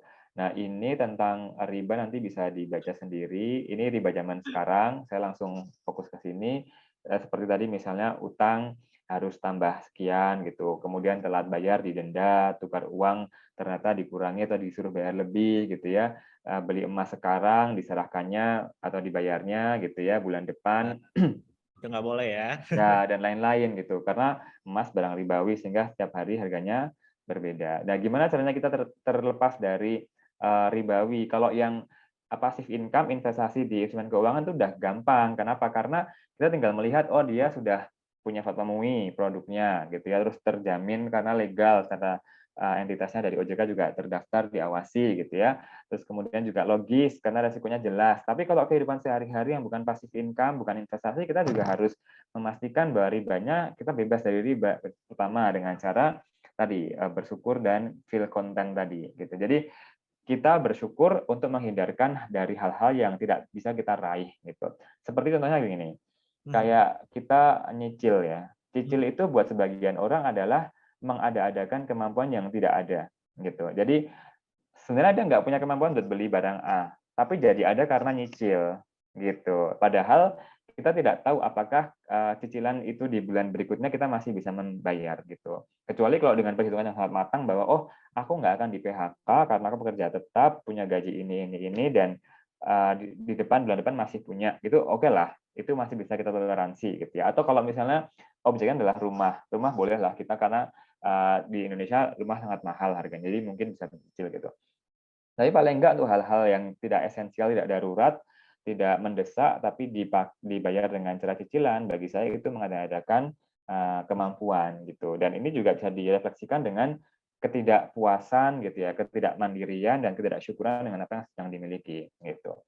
Terus hidup di bawah garis hidup sesuai dengan kemampuan gitu. Jadi kalau misalnya punyanya 10.000 ya 10.000, jangan punya 10.000 beli yang 20.000 gitu. Jadi jangan menghabiskan uang lebih besar daripada yang kita terima gitu. Jadi nggak ada tuh biaya-biaya gengsi, biaya-biaya FOMO, kebanyakan gaya gitu tuh nggak ada. Gitu. Terus moderate spending. Ini rumus ekonomi kan Y sama dengan C plus S. Y itu adalah pendapatan, C itu konsumsi, S itu saving gitu. Nah, kalau dia secara Islami, Y sama dengan C plus I plus S. I-nya adalah infak gitu. Jadi kita ngeluarin untuk belanja juga ada infaknya. Supaya apa? Supaya ada kontrol gitu. Supaya ada kontrol, nggak terlalu banyak yang kita beli gitu ya. Kita juga mementingkan akhirat juga. Jadi ada perilaku yang berbeda orang yang punya orientasi ke akhirat dengan orang yang orientasinya hanya duniawi gitu. Terus use cash only. Maksudnya cash only itu bukan terus kita bawa uang kertas terus ya, enggak. Maksudnya cash only itu tadi enggak nyicil, tunai gitu. Apa yang bisa beli tunai ya bayar tunai gitu. Oh tapi aku ada sih uangnya tapi aku pengennya bayarnya nanti aja. Loh kenapa? Kalau memang punya uang tunai, uang sekarang ya bayar sekarang secara tunai, ngapain harus dicicil gitu kan? Kan kita nggak bisa memastikan tadi gitu bahwa kita hidup sampai bulan-bulan berikutnya. Jadi use cash only gitu. Kalau mau lebih lebih ekstrimnya ya udah bayarnya pakai uang cash terus gitu, tapi harus bawa uang cash kan. Tapi sebenarnya kan bisa pakai e-money atau yang lain-lain. Intinya bayarnya tunai gitu. Terus nggak boleh kredit ya, kalau jangan kredit ya. Kalau ya kalau bisa, kalau nggak beli. mendesak, kalau cuma buat beli baju aja nggak usah lah kredit, kan baju juga masih banyak gitu. Betul, betul, betul. Terus find the alternatives. Jadi hampir semua produk keuangan itu sudah ada alternatifnya yang syariah gitu ya. Meskipun ya ada yang mendebat gitu, itu belum syariah nggak apa-apa lah. Yang penting kita berpatokan pada MUI, DSN MUI sama OJK gitu. Betul Terus sekali. purify yourself. Jadi ya tadi kita apa namanya bayar zakat gitu ya. Kemudian kalau misalnya ada pendapatan non ribawi ya gimana caranya supaya dikeluarkan gitu. Pendapatan ribawi, pendapatan Oh, ribawi iya. dikeluarkan gitu ya. Terus berikutnya read and consult. Jadi kita memperbanyak literasi soal keuangan dan kalau misalnya udah mentok ya kita konsultasi gitu. Ini terakhir tips-tips aja buat teman-teman di sini practice mindfulness. Jadi kita sudah tahu teorinya seperti itu gitu ya. Terus secara psikologi juga sudah dijelaskan gitu. Jadi kita pas punya uang tuh mindful, oh uang saya segini, ini kemana gitu ya, itu harus benar-benar ngerti. Karena ada orang-orang yang pokoknya dapat gaji atau penghasilan, habis itu uangnya keluar kemana dia nggak tahu, gitu ya, beli-beli aja pakai kartu-kartu gesek-gesek sana sini, tapi dia nggak tahu gitu, sebenarnya uangnya itu kemana gitu. Nggak Ini ada mindful. bekasnya ya. Ya, benar nggak ada bekasnya. Terus yang kedua, make budget. Jadi bikin budget tapi tidak berhenti pas bikin aja, tapi juga harus disiplin untuk diikuti rencananya itu. Percuma bikin budget bagus pakai aplikasi gitu, berbayar, tapi ternyata nggak diikutin ya sama aja gitu. Terus build emergency fund ada dibahas. Terus start giving. Kalau orang Islam givingnya itu ada banyak ya, ada zakat, infak, sedekah, wakaf. Itu juga kalau di luar negeri sudah ada tuh staff planning gitu ya, charity planning, philanthropy planning itu sudah ada gitu. Jadi bahkan ada konsultan sendiri untuk merencanakan staff itu karena saking beragamnya instrumennya gitu. Terus get side hustle ya, side hustle kalau misalnya masih memungkinkan waktunya gitu. Kalau misalnya nggak bisa ya passive income gitu. Jadi investasi di instrumen yang syariah tadi gitu. Nah itu tips. Kemudian konklusinya yang pertama kita tadi sudah membahas tentang perilaku, tentang mindset uang gitu ya, bagaimana hubungan antara manusia dan harta supaya harta itu nggak berhenti di sebagian orang, dia harus diputar gitu ya, yang memberikan manfaat. Plus juga jangan sampai kita merugikan diri sendiri gitu. Kan salah satu tujuan dari agama Islam atau syariah, hukum syariah itu kan untuk melindungi agama, jiwa, kemudian akal, keturunan dan harta kekayaan gitu. Nah, jadi melakukan financial planning itu bagian dari yang kelima, melindungi harta kekayaan gitu. Tapi jangan sampai kita merugikan diri sendiri. Misalnya gini, ambil investasi yang terlalu beresiko, akhirnya rugi gitu kan. Terus kemudian juga mengejar dunia saja dengan harta-harta yang menumpuk, akhirnya di akhirat dia rugi. Atau yang ketiga, dia berusaha banget memberikan satu kemewahan ke keluarganya, akhirnya dia korupsi gitu kan. Iya, Itu betul. juga karena dia tidak mempraktekkan mindfulness tadi. Ya ini kita ngomong begini sebenarnya kita juga terhindar dari itu ya, karena kadang-kadang itu muncul karena kesempatan. Jadi kita terdesak oleh kesempatan gitu atau oleh sistem. Jadi nggak nyindir ya, tapi memang banyak yang ada di kondisi yang seperti itu gitu. Jadi intinya adalah Punya kita keinginan tidak hanya juga ya.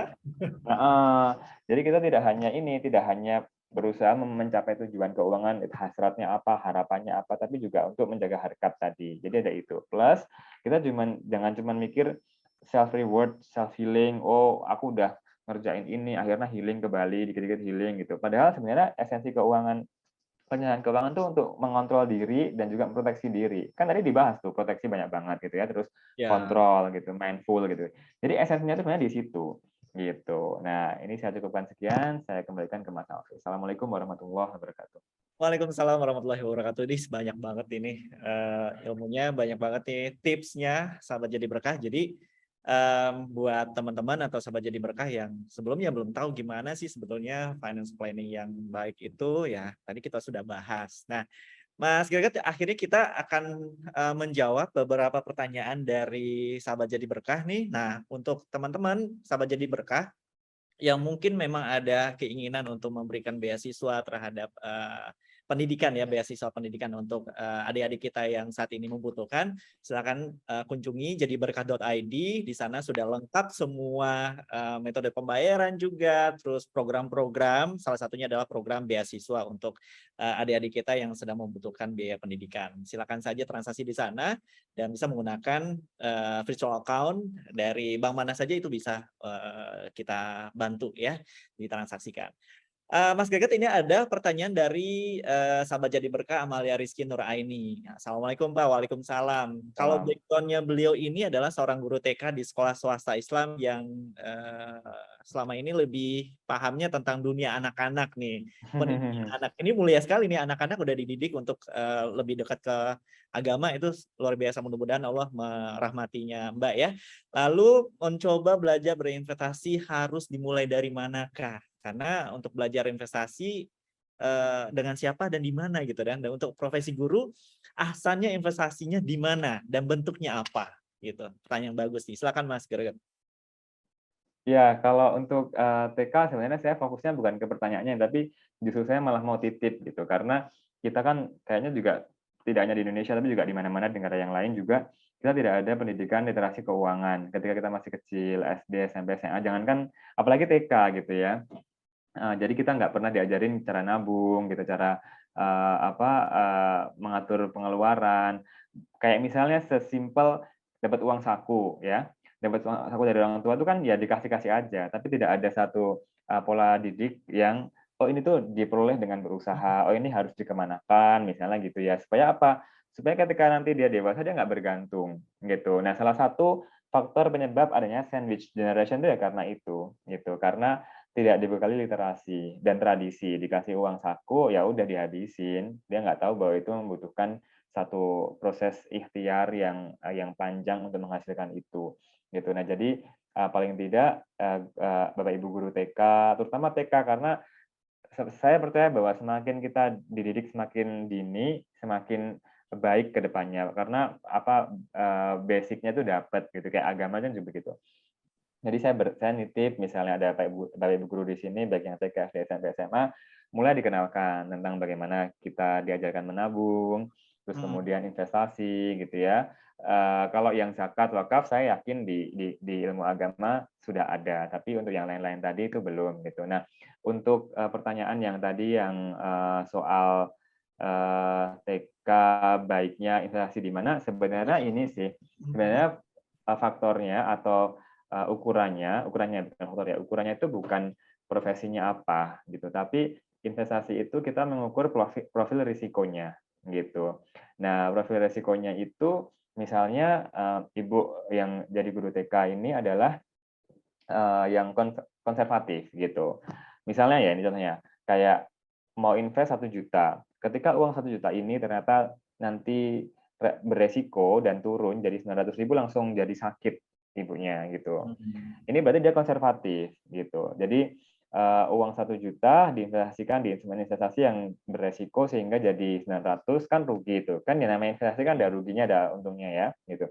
Nah, akhirnya dia sakit gitu, nggak bisa tidur, stres. Nah, itu konservatif. Nah, kalau seperti itu jangan memilih instrumen investasi yang resikonya tinggi gitu. Ambil yang resikonya ya moderat atau rendah, tapi dia bisa menjaga pokok investasinya supaya tetap aman. Misalnya apa?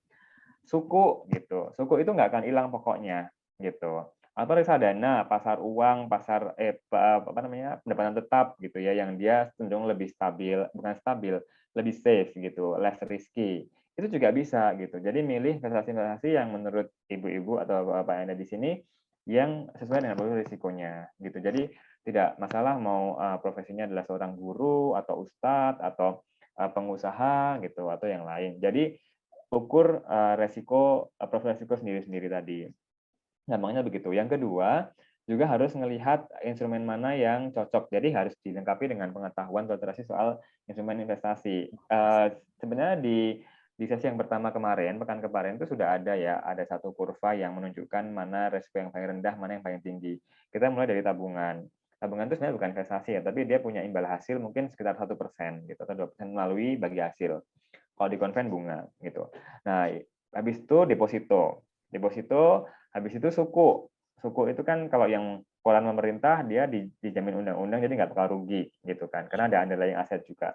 Terus yang berikutnya reksadana. Kenapa lebih rendah resikonya? Karena resikonya kan bukan kita sendiri yang mengelola uangnya, tapi manajer investasi. Jadi kita nggak ngitung sendiri. Terus saham kita juga harus paham. Kalau mau ke saham kita harus ngerti analisisnya gitu ya, baca grafiknya. Terus baru sektor real. gitu. Bapak Ibu yang mungkin guru TK mungkin akan lebih, karena namanya pendidik ya. Pendidik itu kan dia melihat hasil adab didikan anak didiknya itu kayak ada rasa kepuasan gitu. Mungkin beliau lebih cocok untuk masuk ke sektor real, karena dengan masuk ke sektor real, oh kita ngebantu ibu-ibu di pasar berjualan dengan kita kasih modal gitu kan. Jadi Iya. ada altruisme di situ gitu. Tapi itu risikonya tinggi gitu. Saya juga di situ. Saya ambil suku, ambil saham syariah sama sektor real. Sektor realnya di sektor peternakan. Itu risikonya tinggi. Kenapa? Karena yang namanya pertanian bergantung sama cuaca. Cuaca itu di luar Iya. kendali manusia, ya kan? Ada hama gitu, ada penyakit ternak, itu juga risikonya tinggi gitu. Makanya dia masuk di lebih tinggi daripada saham gitu. Nah, tapi kalau misalnya bisa mengontrol dan paham, lebih yakin, itu juga nggak apa-apa. Kalau misalnya mau invest di situ, di tetangganya, misalnya yang jualan ke pasar, kita kasih modal buat nanam sayuran gitu, atau di sawah gitu. Nah, jadi beda-beda gitu, tergantung profil risikonya. Baik, mudah-mudahan bisa dipahami ya Mbak Amalia. Terus ada 2 pertanyaan lagi ya Mas ya, sebelum kita tuntaskan ya. Ya. Dari Mbak Putri nih, Mas Gagat pagi ini terima kasih atas materinya. Saya mau tanya terkait financial planning nih. Jika kita berencana untuk mengikuti pendidikan atau sertifikasi yang cukup besar biayanya, ya mungkin ya saat ini kan banyak ya sebenarnya mempunyai kemampuan untuk membayar cash. Namun untuk mengambil dana pos lain, misalnya dana darurat, harus diambil dari dana lain nih. Nah, menurut Mas sih gimana? Apakah tepat jika kita memilih pembayarannya melalui mencicil atau dalam tanda kutip hutang dalam jangka waktu tertentu gitu? Itu boleh, cocok atau tidak sih sebenarnya? Padahal ini uang cashnya ada gitu. Hmm. Oh iya, ini berarti skala prioritas ya. Kasusnya skala prioritas gitu. Sebenarnya kalau misalnya kita yakin, tadi saya sampaikan juga di awal, kalau kita bisa mengukur bahwa meskipun dengan cara mencicil, tapi dalam jangka waktu cicilan itu ada, misalnya 6 bulan begitu, kita sudah bisa memastikan, nggak memastikan sih, tapi memperkirakan bahwa akan selalu ada cash flow di selama 6 bulan itu yang bisa dialokasikan untuk cicilan, itu sebenarnya nggak masalah gitu. Karena dana darurat ini boleh diambil untuk kondisinya darurat atau kondisi yang memang sekali setahun, misalnya gini, kayak waktu kita mau berkurban. Berkurban itu kan sebenarnya bukan darurat, tapi kan itu sesuatu yang momentum ya, yang hanya datang pada saat itu. Nah, kita pas nggak punya uang, kita ambil dana darurat, itu nggak apa-apa gitu. Tapi setelah itu harus sudah diisi lagi gitu. Iya. Jadi diisi lagi supaya masuk ke ininya, ke jumlah minimal 6 kali tadi gitu. Jadi diambil dulu buat bayar kurban, nanti ya tapi nggak semuanya juga gitu ya. Tapi nggak mungkin semuanya kalau emang dia punya 6 kali pengeluaran bulanan berarti kan. Nah, tapi setelah itu harus segera diisi. Nah, sama dengan ini, kalau misalnya memang berat untuk ngambil dana darurat dan kalau emang itu juga bukan kondisi darurat, baiknya jangan digunakan gitu ya. Hmm. Kalau misalnya bisa mengukur cicilan sampai tenornya tadi, ya nggak apa-apa gitu. Kalau saya khawatirnya kita nggak ngukur sampai berapa lama periode cicilan tadi, pada akhirnya jadi burden, jadi beban lagi gitu. Sehingga nanti, wah ternyata cicilannya lama banget, dan pas di hari yang lama itu pekerjaan sudah nggak ada misalnya gitu Iya. ya, atau ada hal-hal lain yang terjadi yang kita nggak pernah pikirkan, jadi beban lagi. Nanti pada akhirnya utang gitu, gitu sih. Baik. Mudah-mudahan ini dapat dipahami ya, Mbak Putri ya, Sahabat Jadi Berkah. Dan satu lagi nih, Mas, ini dari Sahabat Jadi Berkah, beliau Mbak Zulaika. Gimana cara memulai membangun passive income yang paling mudah gitu ya? Karena belum punya aset, tapi masih ragu untuk investasi dan kemampuannya yang belum mumpuni atau kurang pede. Ini sebetulnya konsep dasar barangkali ya, Mas Gret ya. Monggo. Iya. Ya, wah ini enak banget ini, tinggalnya masih di daerah yang persawahan, sama kayak di kampung saya juga persawahan gitu. Dan sebenarnya nih sawah ini tuh, ini kita bicara dua hal ya, tanah dan sawah. Kalau tanah aja ya memang harganya selalu naik. Saya belum pernah lihat sih tanah harganya turun gitu. Tapi mungkin tanah kalau yang di daerah banget, pelosok banget nggak tahu ya. Tapi yang umumnya yang tanah yang buat rumah tinggal gitu pasti nilainya akan selalu naik gitu. Itu tanah. Nah, kalau sawah ini perlakuannya beda gitu. Kalau menurut saya, kalau seandainya itu sawah, kita beli tapi jangan dibiarkan sawahnya gitu. Jadi sawah itu bisa dapat ada dua ini valuasi, sawah atau nilai tanahnya sendiri. Yang kedua, ketika dia ditanami gitu. Karena saya pernah tahun 2021 ya kalau nggak salah ya, tahun kemarin tahun 2020, saya sempat kepikiran untuk investasi di sawah juga. Jadi sawahnya digunakan untuk ya bercocok tanam gitu. Jadi dia menghasilkan, tapi dia juga menggerakkan ekonomi masyarakat karena ada buruh taninya kan. Kan saya nggak mungkin nanam sendiri dong gitu karena pasti ada buruh taninya gitu. Nah, kalau misalnya kita nyewanya, kalau kita punya banyak si sawahnya itu bisa dijadikan ini ide bisnis sih, kafe yang view-nya sawah gitu. Iya. Nanti di situ di atasnya misalnya kayak pakai rumah panggung. Jadi di bawahnya bisa dipakai buat cocok tanam, entah padi, entah sayuran atau apa sesuai dengan kondisi lingkungannya. Nah di atasnya kafe sehingga ada dua income stream gitu. Plus dia menggerakkan masyarakat. Jadi gitu. Jadi kalau sawah intinya kalau sawah jangan hanya dibiarkan gitu. Sayang sawahnya. Biar kalaupun kita nggak bisa garap disewain aja. Iya. Gitu. Nggak lebih produktif ya. Betul, betul. Baik. Terima kasih banyak nih. Nggak kerasa kita udah lebih dari 1 jam membahas financial planning secara syariah ini ya, Islamic finance seperti ini. Dan saya mengucapkan terima kasih banyak Mas Greget Kalabuana dengan segala informasi dan ilmunya di pagi hari ini. Mudah-mudahan teman-teman atau sahabat Jadi Berkah bisa bertambah pengetahuannya, bisa memanage keuangannya dengan baik, bisa memilah-milah mana yang prioritas, mana yang tidak, mana yang keinginan, mana yang kemauan, mana yang bisa dilakukan buat jadi investasi, mana yang harus di saving atau disimpan ya. Mudah-mudahan ilmu ini memberikan keberkahan untuk kita dan juga bermanfaat untuk kita semua. Terima kasih banyak Mas Greget atas informasinya pada pagi hari ini. Kemudian saya juga akan mengumumkan siapakah yang berhak untuk mendapatkan giveaway dari Jadi Berkah.id dan likes ya.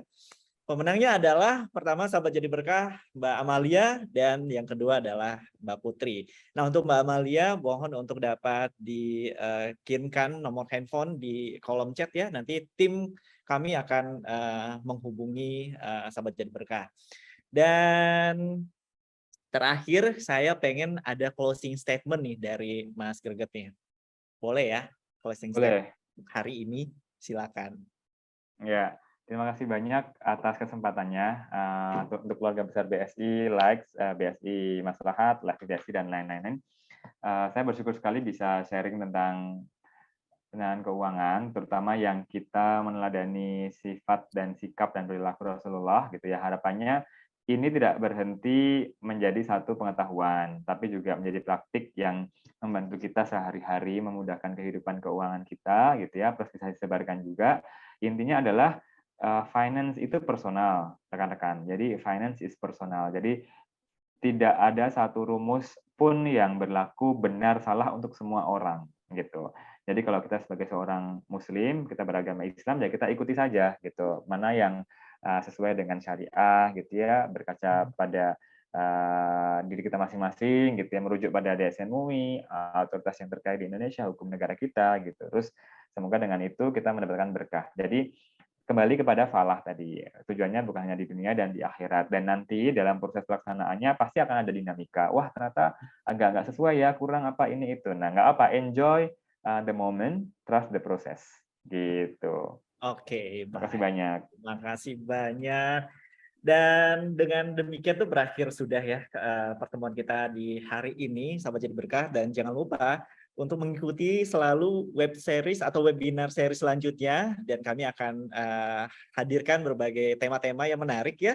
Mudah-mudahan nanti sahabat Jadi Berkah juga menambah pengetahuan dan ilmunya. Kemudian jangan lupa untuk tetap akses jadiberkah.id untuk berbagi dengan sahabat-sahabat kita dan masyarakat yang sedang membutuhkan. Baik, terima kasih banyak Mas Greget Kalabuana hari ini. Semoga sukses dan lancar aktivitas berikutnya dan selamat berakhir pekan. Akhir kata saya dan seluruh kru yang bertugas Jadi Berkah.id dan Likes dan BSI Maslahat menyampaikan terima kasih. Alhamdulillahirrahmanirrahim, kita tutup. Assalamualaikum warahmatullahi wabarakatuh. Waalaikumsalam warahmatullahi wabarakatuh. Terima kasih, salam sehat selalu. Saya izin pamit. Apa sih Jadi Berkah.id? Jadi Berkah.id merupakan sebuah platform penghimpunan donasi zakat, infak, dan wakaf atau disebut ZISWAF. Bagaimana cara donasinya? Sangat mudah, kamu bisa mengakses informasi tentang Ziswaf di jadiberkah.id. Pertama, lakukan registrasi singkat, lalu pilih programnya, kemudian masukkan data diri dan nominal donasi, klik lanjutkan. Masukkan kode CAPTCHA sebagai verifikasi, lalu klik lanjutkan. Kemudian konfirmasi kebenaran transaksi, lalu klik tunaikan. Selanjutnya, dapatkan kode pembayaran atau nomor virtual account Jadi Berkah. Lakukan pembayaran melalui BSI Mobile atau channel bank lainnya ke nomor virtual account Jadi Berkah. Alhamdulillah, transaksi berhasil. Notifikasi pembayaran langsung dikirim ke email. Khusus transaksi wakaf akan ditambahkan akte ikrar wakaf dan sertifikat wakaf. Di jadiberkah.id, mudah donasinya, mudah bayarnya, dan mudah memonitornya. Bank Syariah Indonesia. Apa sih jadiberkah.id? Jadiberkah.id merupakan sebuah platform penghimpunan donasi zakat, infak, dan wakaf atau disebut Ziswaf. Bagaimana cara donasinya? Sangat mudah, kamu bisa mengakses informasi tentang Ziswaf di jadiberkah.id. Pertama, lakukan registrasi singkat, lalu pilih programnya, kemudian masukkan data diri dan nominal donasi, klik lanjutkan. Masukkan kode CAPTCHA sebagai verifikasi, lalu klik lanjutkan. Kemudian konfirmasi kebenaran transaksi, lalu klik tunaikan. Selanjutnya, dapatkan kode pembayaran atau nomor virtual account Jadi Berkah. Lakukan pembayaran melalui BSI Mobile atau channel bank lainnya ke nomor virtual account Jadi Berkah. Alhamdulillah, transaksi berhasil. Notifikasi pembayaran langsung dikirim ke email. Khusus transaksi wakaf akan ditambahkan akte ikrar wakaf dan sertifikat wakaf. Di jadiberkah.id, mudah donasinya, mudah bayarnya, dan mudah memonitornya. Bank Syariah Indonesia.